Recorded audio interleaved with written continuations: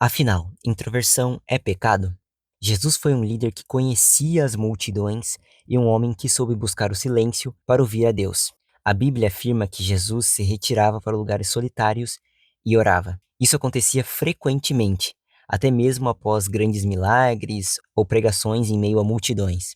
Em diversos momentos nas Escrituras, lemos que ele constantemente subia montanhas ou ia para o seu canto e se retirava para ter momentos particulares com o pai. E, bom, eu escolhi começar o vídeo explicando isso primeiro, pois é muito comum muita gente, até mesmo de dentro da religião, ter a visão de que Jesus foi apenas um orador eloquente, que chamava atenção e movia as multidões.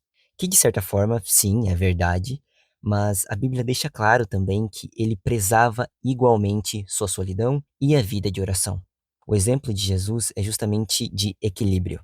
E o que isso, na verdade, tem a ver com introversão, que é o tema desse vídeo? Bom, a gente vai chegar lá.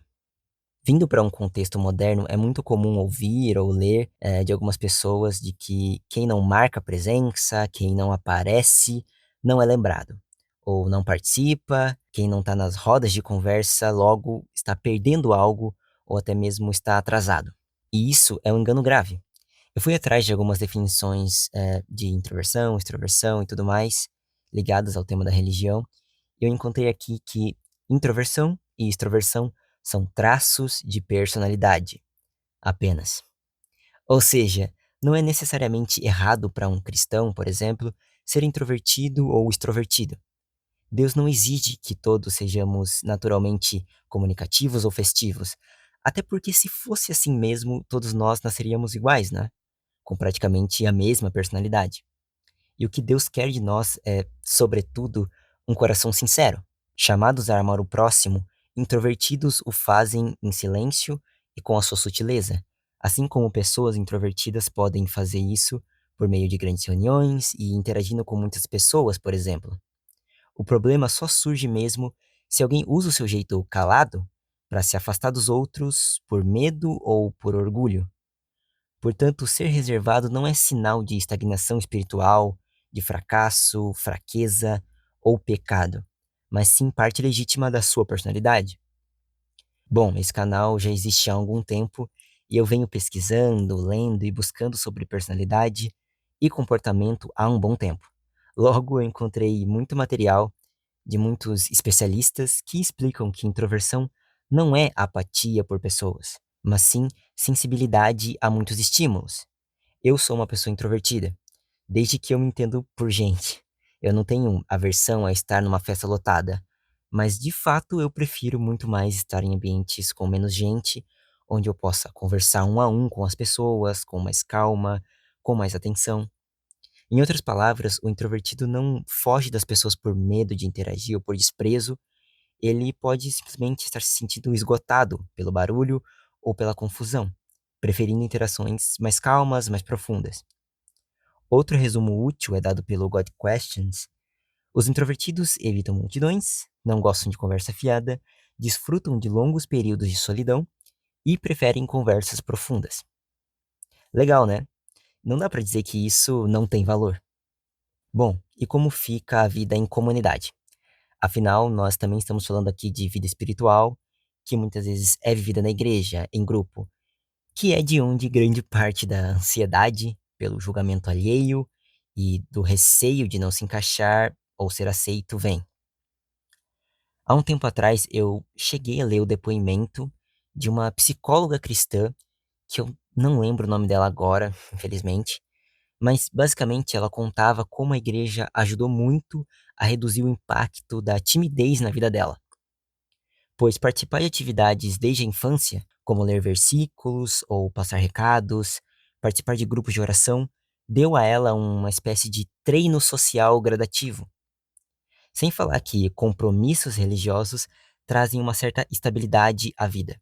É necessário criar disciplina, seguir uma ordem, que para muitas pessoas, e eu até arrisco a dizer que para todo mundo, na verdade, traz inúmeros benefícios, inclusive psicológicos.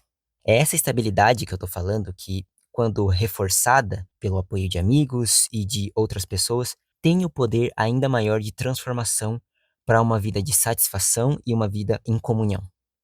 É como na passagem do paralítico na Bíblia.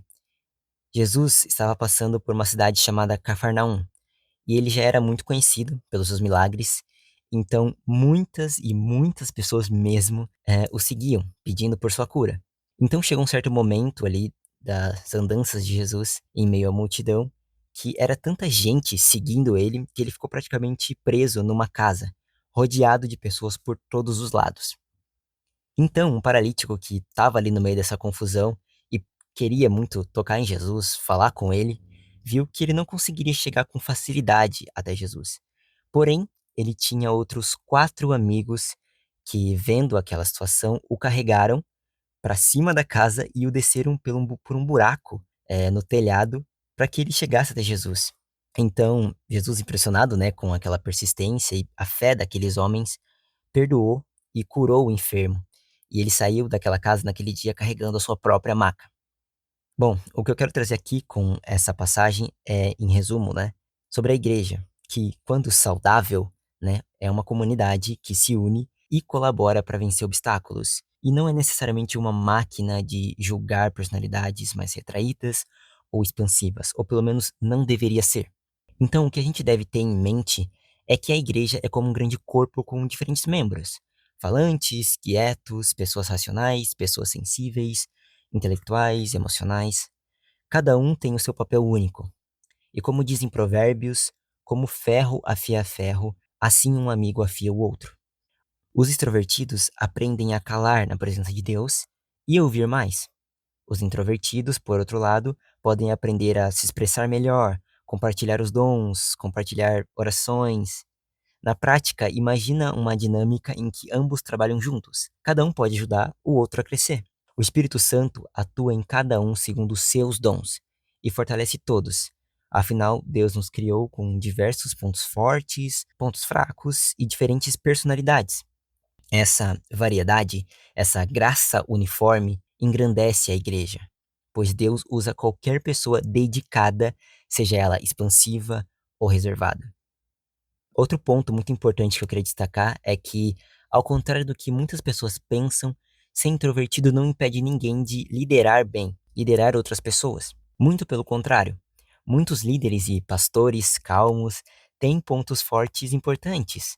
Por exemplo, o prazer pela preparação intelectual, pelo estudo, momentos de foco, né, em silêncio, a escuta atenta, maior profundidade emocional. E eu também queria destacar aqui que, bom, a Bíblia enfatiza caráter e não carisma. Segundo as Escrituras, o carisma é o poder do Espírito Santo concedido pela graça, e a personalidade é um meio pelo qual esse poder se manifesta, não necessariamente a fonte. Ou seja, liderança piedosa vem do caráter inspirado por Deus, não do brilho próprio da pessoa. Por tudo isso que eu trouxe aqui, a gente pode cravar que introversão não é algo a ser corrigido. Deus criou uma galeria de personalidades diversas, e no corpo de Cristo todas têm espaço. O que importa, no fim das contas, é entregar os nossos dons a Deus. Conheça a ti mesmo e dê o seu melhor. E bom, para finalizar esse vídeo, eu queria só trazer um lembrete, tá? A verdadeira medida não é o quanto nós falamos, mas o quão perto nós estamos de Cristo em nosso jeito de servir. A introversão não é pecado, é um presente de Deus para a sua glória.